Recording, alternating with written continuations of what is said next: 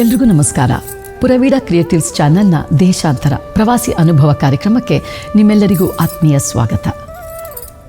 ಪಾಶ್ಚಿಮಾತ್ಯ ದೇಶದಲ್ಲಿ ನೆಲೆಸಿರುವ ನಮ್ಮ ಭಾರತೀಯರ ಕನ್ನಡಿಗರ ಜೀವನ ಶೈಲಿಯ ಬಗ್ಗೆ ತಿಳ್ಕೊಳ್ಳೋದಕ್ಕೆ ಸಾಕಷ್ಟು ಕುತೂಹಲವನ್ನು ನಮ್ಮ ಜನರು ವ್ಯಕ್ತಪಡಿಸಿದ್ದಾರೆ. ಕರ್ನಾಟಕದಲ್ಲಿ ಬಹಳಷ್ಟು ಜನ ಈ ನಿಟ್ಟಿನಲ್ಲಿ ನನಗೆ ಪ್ರಶ್ನೆಗಳನ್ನು ಕೇಳಿದ್ದಾರೆ. ನಮ್ಮ ಗುರುತಾದ, ನಮ್ಮ ಆಚಾರ ವಿಚಾರವಾದ, ನಮ್ಮ ಶ್ರದ್ಧೆ ಭಕ್ತಿಯ ಸಂಕೇತವಾದಂತಹ ನಮ್ಮ ದೇವಾಲಯಗಳು ಅಮೆರಿಕ ದೇಶದಲ್ಲಿ ಇವೆಯಾ ಅಂತ ಈ ನಿಟ್ಟಿನಲ್ಲಿ ನಿಮಗೆ ಇದರ ಪರಿಚಯವನ್ನು ಮಾಡಿಸ್ಕೊಡೋದಕ್ಕೆ ನಿಮ್ಮನ್ನು ಕರ್ಕೊಂಡು ಬಂದಿದ್ದೀನಿ. ಉಡುಪಿ ಪುತ್ತಿಗೆ ಮಠದ ಶ್ರೀ ಕೃಷ್ಣ ವೃಂದಾವನಕ್ಕೆ ಇಲ್ಲಿನ ಮುಖ್ಯ ಅರ್ಚಕರಾದಂತಹ ಶ್ರೀ ರಘುರಾಮ ಭಟ್ ಅವರನ್ನು ನೇರವಾಗಿ ಭೇಟಿ ಮಾಡಿ ಇಲ್ಲಿನ ಆಚಾರಗಳು, ವಿಚಾರಗಳು ಮತ್ತು ನಮ್ಮ ಕನ್ನಡಿಗರ ಭಕ್ತಿ ಹಾಗೂ ಶ್ರದ್ಧೆಯ ಬಗ್ಗೆ ಹೆಚ್ಚಿನ ವಿಚಾರವನ್ನು ತಿಳಿದುಕೊಳ್ಳೋಣ. ಬನ್ನಿ. ಅಮೆರಿಕಾದ ಹೃದಯ ಭಾಗವಾದ ಹ್ಯೂಸ್ಟನ್ ನಗರದಲ್ಲಿ ಭಕ್ತರ ಆತ್ಮೀಯತೆಯ ಕೇಂದ್ರವಾಗಿ ನಿಂತಿರುವುದು ಶ್ರೀಕೃಷ್ಣ ವೃಂದಾವನ. ಶ್ರೀ ಪುತ್ತಿಗೆ ಮಠದ ಆಶೀರ್ವಾದದಲ್ಲಿ ಸ್ಥಾಪಿತವಾದ ಈ ಪವಿತ್ರ ಸ್ಥಳವು ಶ್ರೀ ರಾಘವೇಂದ್ರ ಸ್ವಾಮಿಗಳ ದಿವ್ಯ ಸಾನ್ನಿಧ್ಯದಿಂದ ಭಕ್ತರಿಗೆ ಶ್ರದ್ಧೆ, ಶಾಂತಿ ಮತ್ತು ಆಧ್ಯಾತ್ಮಿಕ ಬಲವನ್ನ ನೀಡ್ತಾ ಇದೆ.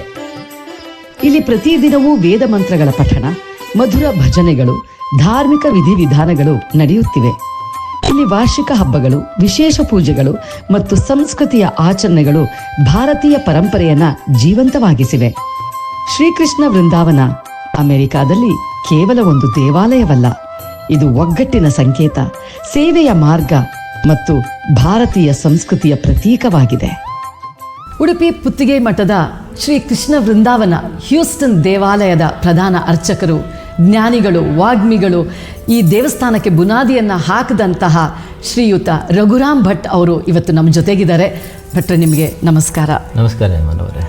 ನಮಗೆ ಕರ್ನಾಟಕದಲ್ಲಿ ಬಹಳಷ್ಟು ಜನರಿಗೆ ಕುತೂಹಲ ಏನಿದೆ ಅಂತ ಅಂದರೆ, ಅಮೆರಿಕಾ ದೇಶದಲ್ಲಿಯೂ ದೇವಸ್ಥಾನಗಳಿವೆಯಾ, ಅಲ್ಲಿಯೂ ಕೂಡ ಪೂಜೆಯನ್ನು ಮಾಡ್ತಾರಾ ಅಂತ ಸಾಕಷ್ಟು ಜನ ನನ್ನನ್ನು ಪ್ರಶ್ನೆಯನ್ನು ಕೇಳಿದ್ದಾರೆ. ಯಾಕಂದರೆ ತುಂಬ ಜನ ಅಮೆರಿಕಾ ಅಂತ ಅಂದರೆ ಅಮೆರಿಕಾದ ಒಂದು ಪಾಶ್ಚಿಮಾತ್ಯ ಜೀವನ ಶೈಲಿಯನ್ನೇ ಅವರು ನೋಡಿರ್ತಾರೆ, ಅದ್ರ ಬಗ್ಗೆ ಗೊತ್ತಾಗಿರುತ್ತೆ. ಹಾಗಾಗಿ ಈ ಕುತೂಹಲ ಅವರಿಗಿದೆ. ಈ ನಿಟ್ಟಿನಲ್ಲಿ ನಿಮ್ಮ ಹತ್ರ ಕೆಲವು ವಿಚಾರಗಳನ್ನು ವಿನಿಮಯ ಮಾಡಿಕೊಳ್ಬೇಕಾಗಿತ್ತು.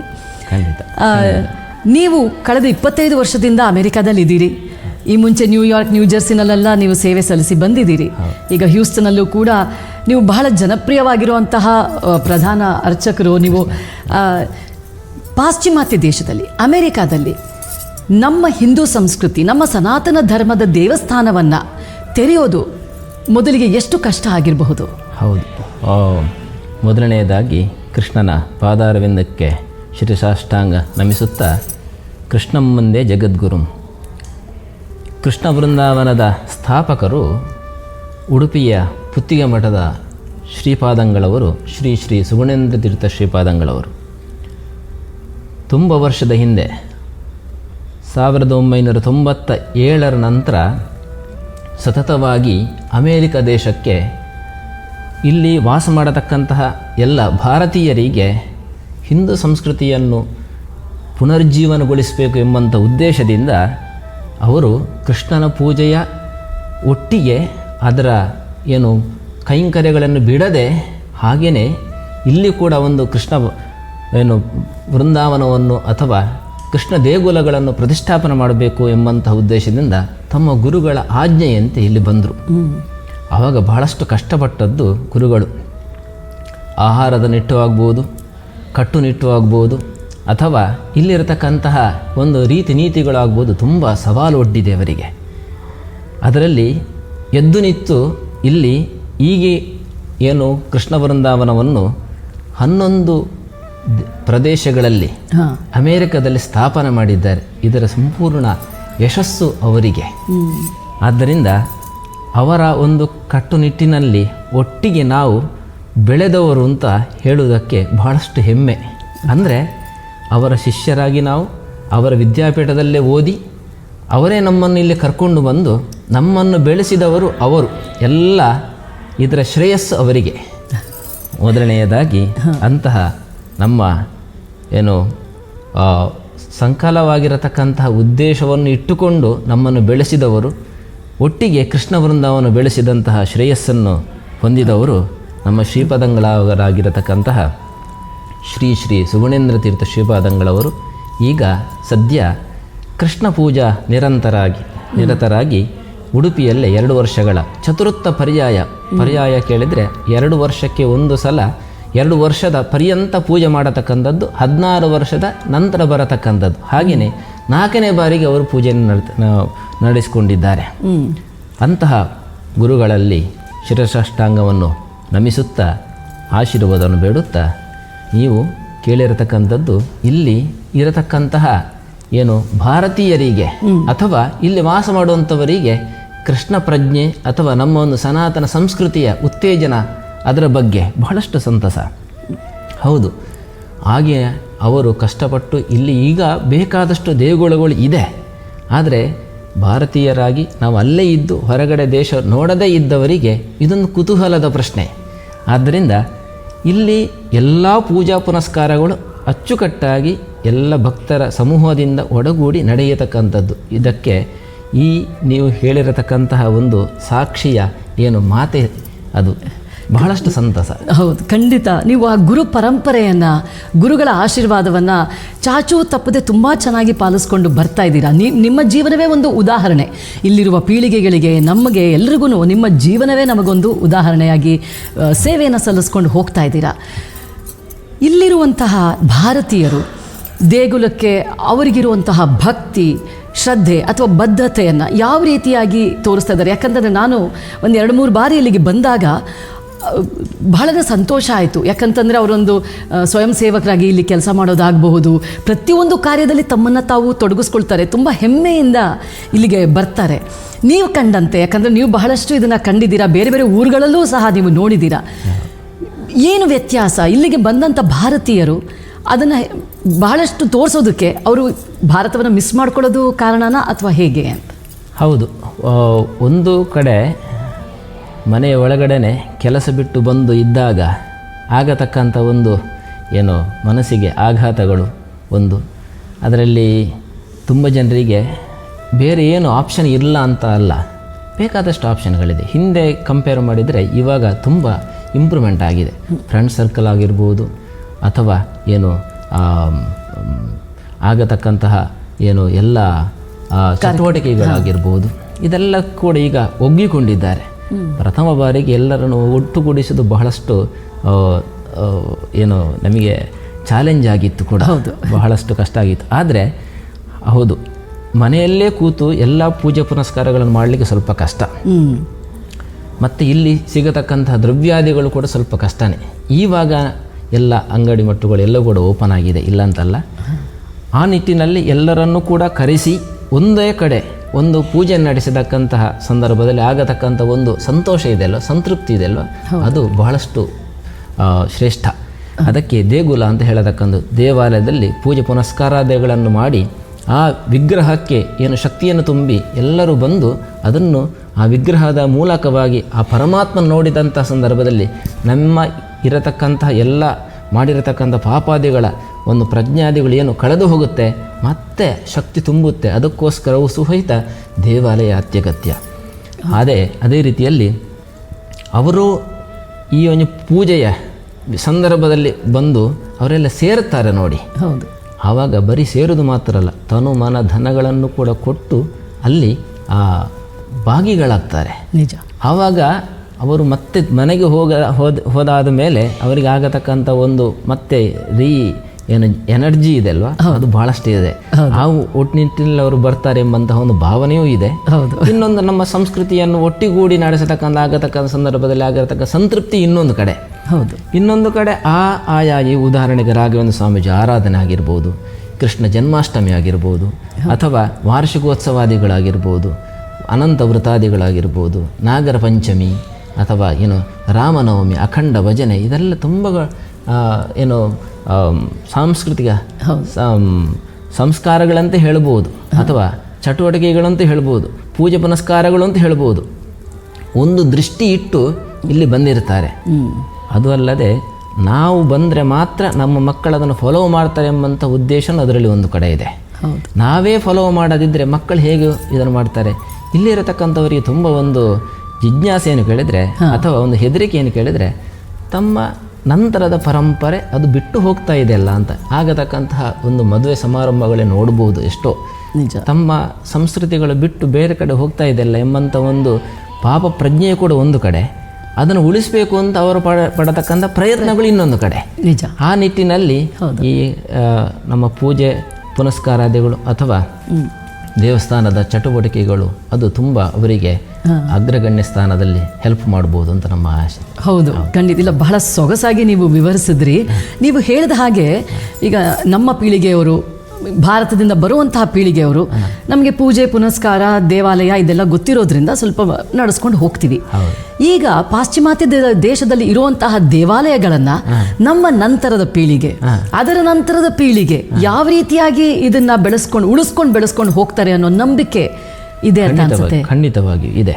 ಯಾಕೆಂದರೆ ನಮ್ಮ ಸನಾತನ ಧರ್ಮವೇ ಹಾಗೆ, ಯಾರಿಂದಲೂ ಕೂಡ ಅದನ್ನು ಮುಚ್ಚಲಿಕ್ಕೂ ಆಗಲ್ಲ ಅಥವಾ ಅದನ್ನು ಇಲ್ಲ ಇಷ್ಟೇ ಸಾಕು ಅಂತ ಹೇಳಲಿಕ್ಕೂ ಆಗಲ್ಲ. ಅದು ಮತ್ತೆ ಮತ್ತೆ ಬೆಳೆಯತಕ್ಕಂಥದ್ದು, ಅದರಲ್ಲಿ ಬೇರೆ ಮಾತೇ ಇಲ್ಲ. ದೊಡ್ಡ ಮಾತು. ಹೌದು. ಆದ್ದರಿಂದ ಯಾರಾದರೂ ಒಂದು ಭಗವಂತನ ಅನುಗ್ರಹವನ್ನು ಪಡೆದು ಈ ಒಂದು ಜನ್ಮವನ್ನು ತಾಳಿದವರು, ಅವರು ಅವರ ಜೀವನದಲ್ಲಿ ಒಂದು ಬಾರಿಯಾದರೂ ಕೂಡ ತಾನು ದೇವರು ನಂಬುವುದಿಲ್ಲ ಅಂತ ಹೇಳುವವರು ಸಹಿತ ಓ ಮೈ ಗಾಡ್ ಅಂತ ಒಂದು ಸಲ ಅದು ಹೇಳ್ತಾರೆ.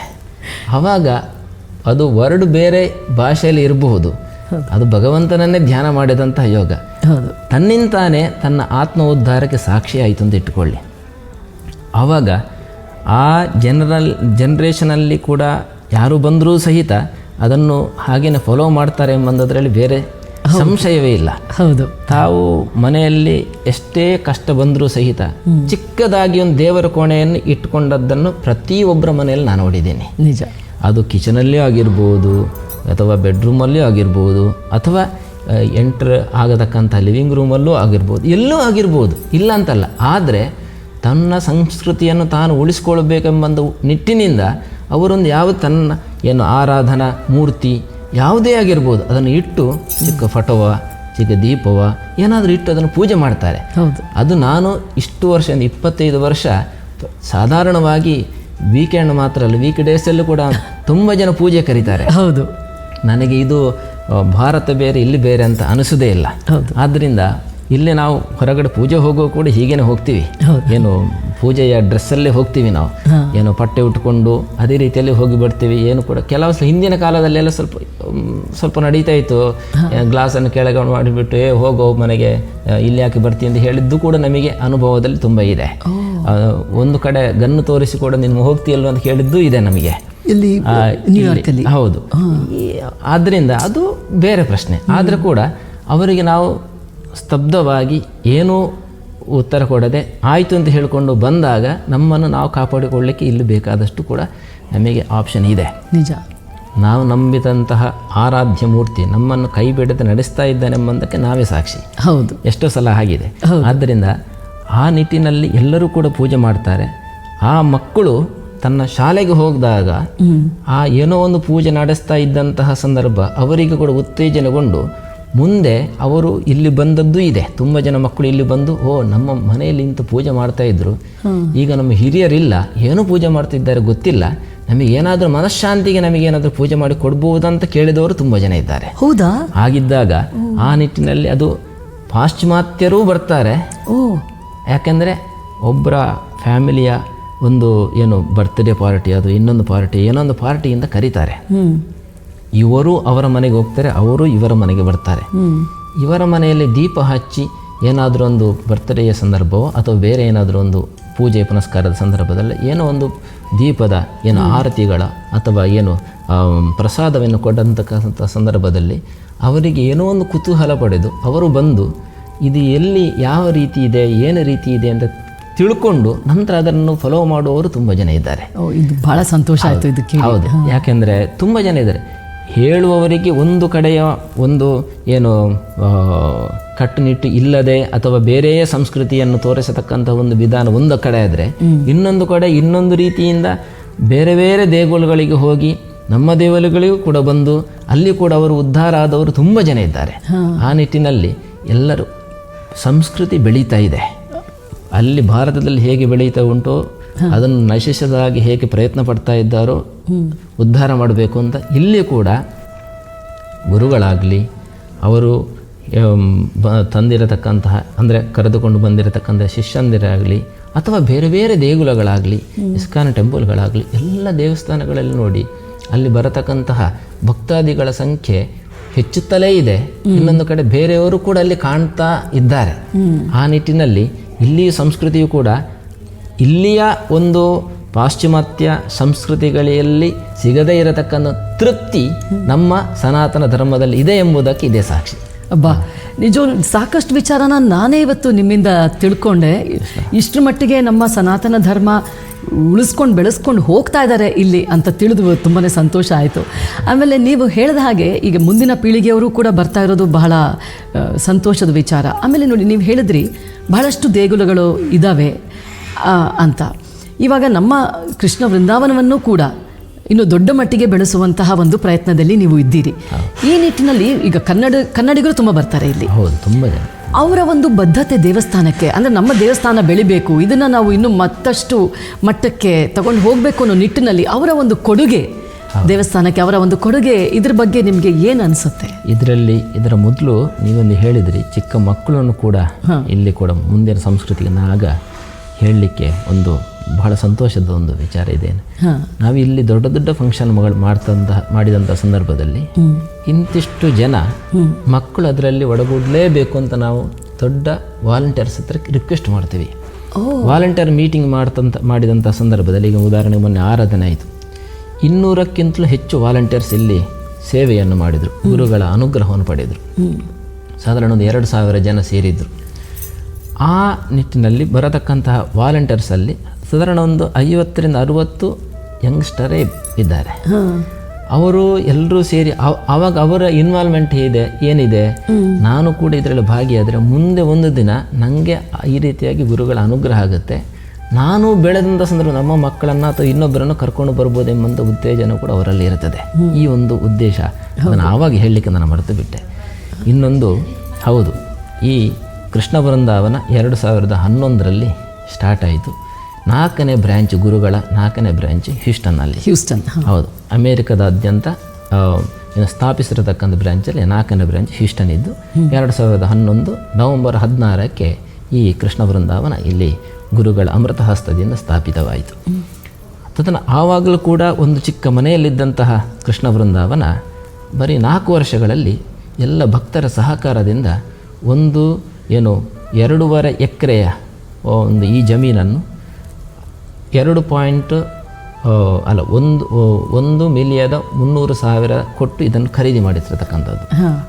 ನಂತರ 1/4 ಎಕರೆ ಮತ್ತೆ $200,000 ತಗೊಂಡ್ವಿ. 10 ವರ್ಷ ಆಯಿತು. ಇವಾಗ ಕೃಷ್ಣ ವೃಂದಾವನ ಸಾಕಷ್ಟು ಬೆಳೆದಿದೆ. ಒಂದು ಪ್ರೀಸ್ಟ್ ಕ್ವಾರ್ಟರ್ಸ್ ಆಗ್ಬೋದು, ಕಿಚನ್ ಆಗ್ಬೋದು, ಅಥವಾ ಪಾರ್ಕಿಂಗ್ ಆಗ್ಬೋದು, ಅಥವಾ ಚೆನ್ನಾಗಿ ಬೆಳೆಯಿತು. ಬರೀ 10 ವರ್ಷಗಳಲ್ಲಿ ಇಲ್ಲಿ ನಾವು ದೇವಸ್ಥಾನವನ್ನು ಪ್ರತಿಷ್ಠಾಪನೆ ಮಾಡಬೇಕು ಅಂತ ತುಂಬ ಪ್ರಯತ್ನ ಪಟ್ವಿ. ಅದಕ್ಕೆ ಇಲ್ಲಿಯ ಸಿಟಿ ಕೋಡುಗಳೇನಿದೆಯೋ ಅದಕ್ಕೆ ನಾವು ಮೀಟ್ ಆಗಲಿಕ್ಕೆ ಸ್ವಲ್ಪ ಸಾಧ್ಯವಾಗದೇ ಇದ್ದಿದ್ದರಿಂದ ಸ್ವಲ್ಪ ಹೆಚ್ಚಿನ ಸ್ಥಳಾವಕಾಶ ಬೇಕು ಅಂತ ಹೇಳಿಕೊಂಡು ಎಲ್ಲ ಭಕ್ತರ ಸಹಕಾರದಿಂದ ಪೂರ್ತಿಯಾಗಿ ಡೊನೇಷನ್ 2 ಮಿಲಿಯನದಷ್ಟು ಭಕ್ತರು ಕೊಟ್ಟರು. ಆ ನಿಟ್ಟಿನಲ್ಲಿ 8 ಎಕರೆ ಜಾಗವನ್ನು ಈಗಷ್ಟೇ ನಾವು ಅದನ್ನು ಖರೀದಿ ಮಾಡಿದ್ದೀವಿ. ಗುರುಗಳ ಕೃಷ್ಣನ ಪೂಜಾ ನಿರಂತರದ ಆ ಅನುಗ್ರಹವನ್ನು ಇಲ್ಲಿಯ ಭಕ್ತಾದಿಗಳಿಗೆ ಅವರು ಧಾರೆ ಎರೆದು ಕೊಟ್ಟರು. ಆ ಗುರುಗಳಿಗೂ ಅದೇ ರೀತಿಯಲ್ಲಿ ಭಕ್ತರಿಗೂ ಕೂಡ ಈ ನಿಟ್ಟಿನಲ್ಲಿ ತುಂಬ ಹೃದಯ ಧನ್ಯವಾದಗಳನ್ನು ತಿಳಿಸುತ್ತಾ, ಮುಂದೆ ನಡೆಸತಕ್ಕಂಥ ಕೃಷ್ಣ ವೃಂದಾವನ ದೇಗುಲ, ಅಲ್ಲಿ ಒಂದು ಕಮ್ಯುನಿಟಿ ಸೆಂಟ್ರೂ ಇರುತ್ತೆ, ಅಥವಾ ಕಿಚನು ಕೂಡ ಇರುತ್ತದೆ. ಯಾಕಂದರೆ ಕೃಷ್ಣ ವೃಂದಾವನದಲ್ಲಿ ವಿಶೇಷತೆ ಏನು ಕೇಳಿದರೆ, ಮಧ್ಯಾಹ್ನ ಮತ್ತು ಸಾಯಂಕಾಲ ಯಾರು ಬಂದರೂ ಸಹಿತ ಅನ್ನಪ್ರಸಾದವನ್ನು ಫ್ರೀಯಾಗಿ ಕೊಡತಕ್ಕಂಥದ್ದು. ಈ ಅಮೆರಿಕದಲ್ಲಿ ಕೂಡ ಉಡುಪಿಯಲ್ಲಿ ಹೇಗೆ ಅಥವಾ ದಕ್ಷಿಣ ಕನ್ನಡ ಅಥವಾ ಎಲ್ಲ ದೇಗುಲಗಳಲ್ಲಿ ಕೂಡ ಈಗ ಅನ್ನದಾನ ಕೈಂಕರ್ಯ ನಡೀತಾ ಇದೆ. ಇಲ್ಲಿ ಕೂಡ ನಾವು ಅದನ್ನು ನಡೆಸ್ತಾ ಇದ್ದೇವೆ. ಅದನ್ನು ಸ್ಪೆಷಲ್ ಫಂಕ್ಷನ್ ಆದರೆ ಬೇರೆ, ಆದರೆ ಆ ಅನ್ನದಾನವನ್ನು ಇಲ್ಲಿ ಕೂಡ ಗುರುಗಳು ಅದನ್ನು ನಡೆಸಲೇಬೇಕು ಅಂತ ಹೇಳಿದ್ರಿಂದ ಪ್ರತಿದಿನ ಮಧ್ಯಾಹ್ನ ಏಕಾದಶಿ ಬಿಟ್ಟು ಸಾಯಂಕಾಲವೂ ಸಹಿತ ನಾವು ಯಾರು ಬರ್ತಾರೋ ಅವರಿಗೆ ಅನ್ನದಾನ ಮಾಡ್ತಾ ಇದ್ದೀವಿ. ಆ ನಿಟ್ಟಿನಲ್ಲಿ ಕೂಡ ಮುಂದೆ ನಡೆಸತಕ್ಕಂತಹ ಕೃಷ್ಣ ವೃಂದಾವನದ ಹೊಸ ದೇವಸ್ಥಾನದಲ್ಲಿ ಕೂಡ ಅನ್ನಛತ್ರ ಕೂಡ ಇರ್ತದೆ, ಮತ್ತು ಕೃಷ್ಣ ವೃಂದಾವನ ದೇಗುಲಗಳು ಇರ್ತದೆ. ಅಲ್ಲಿ ಗುರುಗಳೇ ಮೊದಲೇ ಸಂಕಲ್ಪ ಮಾಡಿದಂತೆ ಮಧ್ವಾಚಾರ್ಯರ ವಿಗ್ರಹವನ್ನು ಕೂಡ ಪ್ರತಿಷ್ಠಾಪನೆ ಮಾಡಬೇಕು ಅಂತ ಅವರ ಸಂಕಲ್ಪವಾಗಿದೆ. ಅದನ್ನು ಕೂಡ ನಡೆಸಬೇಕು ಅಂತ ಎಲ್ಲ ಭಕ್ತರ ಸಹಕಾರದಿಂದ ನಡೆಸಬೇಕು ಅಂತ ಅದನ್ನು ಸಂಕಲ್ಪ ಮಾಡಿದ್ದೀವಿ. ಎಲ್ಲ ನಿಟ್ಟಿನಲ್ಲೂ ಕೂಡ ಮುಂದೆ ಭಕ್ತರೆಲ್ಲ ಸಹಕಾರ ಮಾಡ್ತಾರೆ ಅಂತ ನಾವು ಏನೋ ಆಶಿಸಿದ್ದೀವಿ ಅಥವಾ ಅವರ ಹತ್ರ ರಿಕ್ವೆಸ್ಟ್ ಮಾಡ್ತಾ ಇದ್ದೀವಿ. ನಡೆಯುತ್ತೆ. ಹೌದು ಹೌದು, ಇಷ್ಟು ದೂರ ಬಂದಿರೋದು ಅಲ್ಲಿಯೂ ಕೂಡ ತಲುಪುತ್ತೆ. ನೀವು ವಿಚಾರಗಳನ್ನು ಎಷ್ಟು ಸೊಗಸಾಗಿ ತಿಳಿಸ್ತಾ ಇದ್ದೀರಾ ಅಂದರೆ ನನಗೆ ಮಾತನ್ನ ನಿಲ್ಲಿಸೋದಕ್ಕೆ ಮನಸ್ಸು ಬರ್ತಾ ಇಲ್ಲ. ಅಷ್ಟು ಸಂಕ್ಷಿಪ್ತವಾಗಿ ಬಹಳ ಸೊಗಸಾಗಿ ಅರ್ಥವಾಗೋ ರೀತಿಯಲ್ಲಿ ತುಂಬ ಚೆನ್ನಾಗಿ ನೀವು ತಿಳಿಸ್ಕೊಟ್ಟಿರಿ. ಇಲ್ಲಿನ ದೇವಾಲಯಗಳು ಯಾವ ರೀತಿಯಾಗಿ, ಇಲ್ಲಿನ ಜನರ ಭಕ್ತಾದಿಗಳ ಒಂದು ಬದ್ಧತೆ ಎಲ್ಲದನ್ನು ತುಂಬ ಸೊಗಸಾಗಿ ನೀವು ತಿಳಿಸ್ಕೊಟ್ರಿ. ನಮ್ಮ ವೀಕ್ಷಕರ ಪರವಾಗಿ ನಿಮಗೆ ಧನ್ಯವಾದವನ್ನು ತಿಳಿಸ್ತೀನಿ. ಬಹಳ ಸಂತೋಷ. ಪುರವಿಡ ಕ್ರಿಯೇಟಿವ್ಸ್ ಚಾನಲ್ನ ವೀಕ್ಷಕರೆಲ್ಲರಿಗೂ ಮತ್ತೊಮ್ಮೆ ಧನ್ಯವಾದಗಳು. ಮತ್ತೆ ನಿಮ್ಮ ಭೇಟಿ ಅಮೆರಿಕಾದಲ್ಲಿ ಭಾರತೀಯರ ಜೀವನ ಶೈಲಿಯನ್ನು ಕುರಿತಂತೆ ಮತ್ತೆ ನೋಡೋಣ. ಒಂದು ಎಲ್ಲರಲ್ಲಿಯೂ ಕೂಡ ವೀಕ್ಷಕರಲ್ಲಿ ವಿನಂತಿಯನ್ನು ಕೇಳಿದರೆ, ತಾವು ಎಲ್ಲರೂ ಕೂಡ ಯೋಚಿಸಿದಂತೆ ಅಮೇರಿಕದಲ್ಲೂ ಕೂಡ ಬೇರೆ ಏನೋ ಚಟುವಟಿಕೆಗಳ ಬದಲು ಕೃಷ್ಣನಾಮಸ್ಮರಣೆಯ ಚಟುವಟಿಕೆಗಳು ಬಹಳಷ್ಟು ನಡೀತಾ ಇದೆ. ಪುಣ್ಯಭೂಮಿಯನ್ನು ಬಿಟ್ಟು ಇಲ್ಲಿ ಪುಣ್ಯವನ್ನು ಸಂಗ್ರಹಿಸಬೇಕು ಅಂತ ನಾವೆಲ್ಲರೂ ಕೂಡ ಇಲ್ಲಿ ಪ್ರಯತ್ನ ಪಟ್ಟಂತಹ ಸಂದರ್ಭದಲ್ಲಿ ತಾವು ಕೂಡ ಎಲ್ಲರೂ ಕೂಡ ಪುಣ್ಯವನ್ನು ಸಂಗ್ರಹ ಮಾಡಲಿಕ್ಕೆ ಅಥವಾ ಗಳಿಸಲಿಕ್ಕೆ ಬೇಕಾಗಿರತಕ್ಕಂಥ ಸತ್ಕರ್ಮವನ್ನು ಎಲ್ಲರೂ ಕೂಡ ಚಾಚು ತಪ್ಪದೆ ಮಾಡಿ, ನಿಮ್ಮ ಅಲ್ಲಿಯ ದೇಗುಲಗಳಲ್ಲಿ ಏನೆಲ್ಲ ಕೈಂಕರ್ಯಗಳು, ಪೂಜಾ ವಿಧಾನಗಳು, ವಿಧಿವಿಧಾನಗಳು ನಡೆಯುತ್ತದೆಯೋ ಅದನ್ನೂ ಬಿಡದೆ ತಾವೆಲ್ಲರೂ ವೀಕ್ಷಿಸಿ ಹೋಗಿ ಅದಕ್ಕೆ ದರ್ಶನ ಕೊಟ್ಟು ಸಹಾಯ ಮಾಡಿ, ಅಲ್ಲಿಂದ ಇಲ್ಲಿ ಬರತಕ್ಕಂಥ ಎಲ್ಲರನ್ನು ಕೂಡ ನಮ್ಮ ಕೃಷ್ಣ ವೃಂದಾವನಕ್ಕೆ ಬಂದು ದರ್ಶನ ಮಾಡಿಸಬೇಕು ಅಂತ ಎಲ್ಲರ ಹತ್ರ ಕೂಡ ವಿಜ್ಞಾಪಿಸಿ ಕೇಳಿಕೊಳ್ಳಿ. ಕೃಷ್ಣ ವೃಂದಾವನವನ್ನು ಬೆಳೆಸಿ ನಡೆಸಿ ಅಂತ ಕೇಳಿಕೊಳ್ಳುತ್ತಾ ಎಲ್ಲರಿಗೂ ಕೂಡ ಧನ್ಯವಾದಗಳು. ಕೃಷ್ಣಾರ್ಪಣ. ಉತ್ತಮವಾದ ಆಶೀರ್ವಚನವನ್ನು ನೀಡಿದ್ದಾರೆ. ನಿಮಗೆ ಅನಂತ ಧನ್ಯವಾದಗಳು. ಕೃಷ್ಣಾರ್ಪಣ.